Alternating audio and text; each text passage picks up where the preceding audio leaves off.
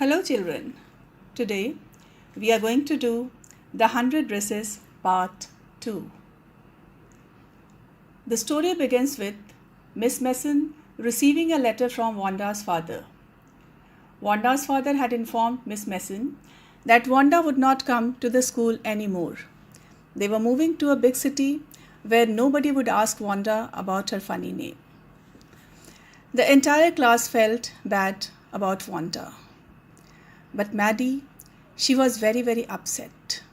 She could not concentrate on her studies. She had a sick feeling. She felt that she was a coward, as she never stopped Peggy from making fun of Wanda.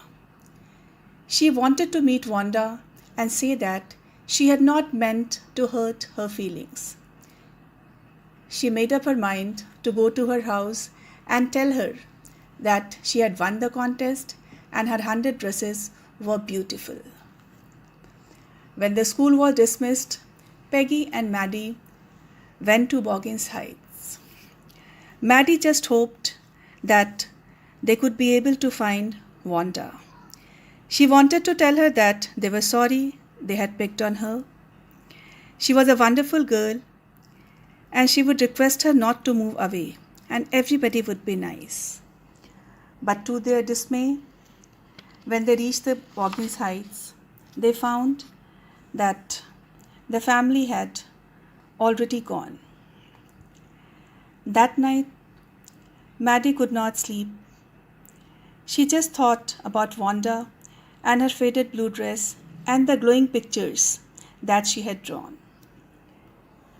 She thought and finally reached an important conclusion that she was never going to stand by and say nothing again.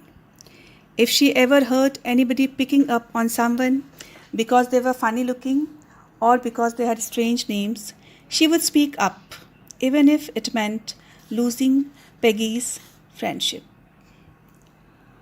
On Saturday, Peggy and Maddie, they decided to write a letter to Wanda, just a friendly letter, telling about the contest and that she had won.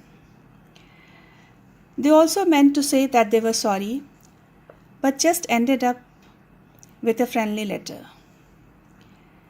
They signed it with lots of love and mailed it to Wanda. Then they eagerly waited for Wanda's reply.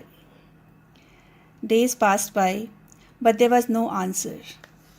Now it was Christmas time, and Miss Messon told them that she had received a letter from Wanda. In the letter, Wanda had written that she missed the school.